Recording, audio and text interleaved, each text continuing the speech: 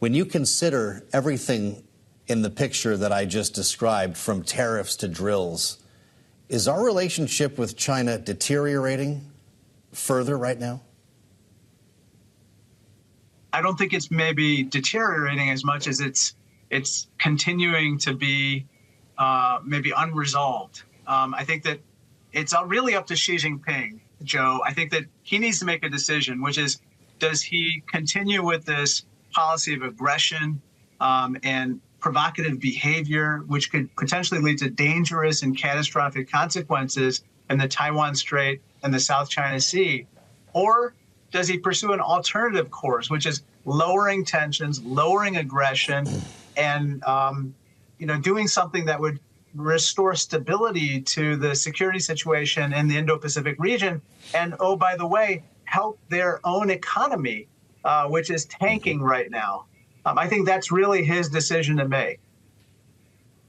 Well, as we discuss this, there's a state visit happening a few blocks down the road at the White House. The president of Kenya is here, and China is in every conversation that he is having with world leaders as they try to shake off, in many cases, the debt from Belt and Road and express some buyer's remorse, I think we can say, about years of relations with China.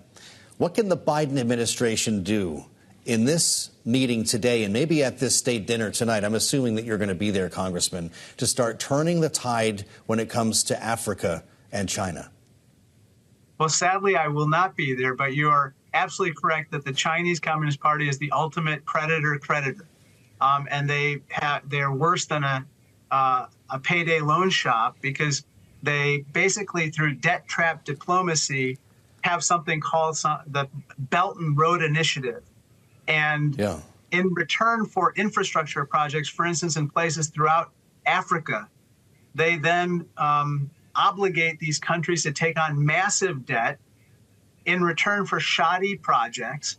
And now these countries are turning elsewhere, including to the United States. Now it's up to us to make a competitive offering, for instance, through the Development Finance Corporation and other institutions, so that we can assist these countries with economic development without overburdening our own taxpayers, and in the process, helping them and helping us at the same time in creating new markets for our products.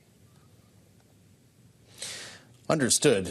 With that said, I know that you have great concerns from your role on the committee. And what we're going to learn next is something that I would love for you to shed some light on here for our listeners and viewers. We're in a general election right now in this country, and I have been hearing nothing but concerns about misinformation, about deep fakes, about potential election interference by the Chinese. Congressman, what are you hearing on your committee that our audience should know? Well, the Office of the Director of National Intelligence, ODNI, made it very clear to our committee, plus the Intelligence Committee on which I sit, that the CCP intends to interfere in other countries' elections this year, including our own. There are various platforms that they might use to do that. And so we have to be vigilant in terms of making sure that, A, we protect our election infrastructure, just as we have in the last couple elections through federal and state and local partnerships, and then, B, that we adopt certain best practices that countries like Taiwan and Ukraine have learned in, defending against the misinformation campaigns that, for instance, Russia or China or other countries have utilized to meddle in elections.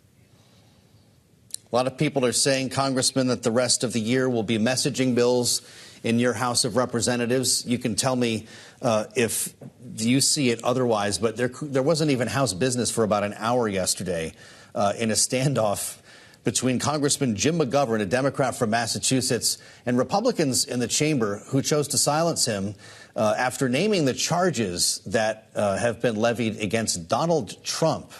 His words were stricken from the record, even though he was not talking about a House member. Earlier today, your Democratic leader in the House, Hakeem Jeffries, had this to say about the incident. Congressman, we'll have you respond. Let's listen. Apparently, there are people on the other side of the aisle who want to try to silence Jim McGovern because he waxes the floor with them every time he speaks, while at the same time giving Marjorie Taylor Greene free rein to conduct her outrageous behavior. How do you rationalize those two, Congressman? Well, I happened to be in that infamous oversight hearing the other night.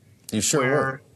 Unfortunately, Marjorie Taylor Greene did engage in a series of performative activities which were outrageous, and I was shocked that, you know, my colleagues on the other side of the aisle did not themselves try to strike those words or try to get her to even stop doing what she was doing.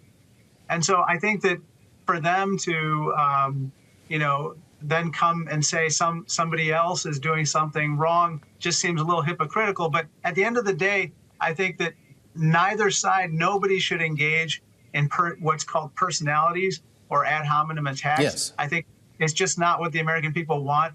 That's not why they hired us to be in Congress. I think that our committee, the Select Committee, with regard to the CCP, has offered a potential constructive way in terms of bipartisanship, serious thought. And I think credit, of course, goes to Leader Jeffries and then Speaker McCarthy for the types of people that he named to this committee. And I think that we just need to pursue this track. Well, you refer to personalities. That's what the House rules say, right? You're not allowed to talk about other personalities who are members of the House on the floor, so it doesn't get to be personal. But Donald Trump is not in the House. Shouldn't it be the other way? Shouldn't Marjorie Taylor Greene's disparaging comments about a colleague be stricken from the record and Congressman McGovern's upheld? I think so. But on the other hand, I think that right now, I think we should look at the substance of what the American people want us to do. And I think that, again, Leader Jeffries has asked us as a caucus to really focus on those kitchen table topics and those items that, you know, Americans and our constituents want us to work on, whether it's, you know, reducing the cost of health care and education or enabling them to have jobs of the future, which is what our committee is trying to do in winning the strategic competition between the U.S. and the CCP. So neither of us can believe we're talking about this right now. I think we can agree. I think that, let's just say that there are some bigger fish to fry. And I think the American people want us to get to the business of that.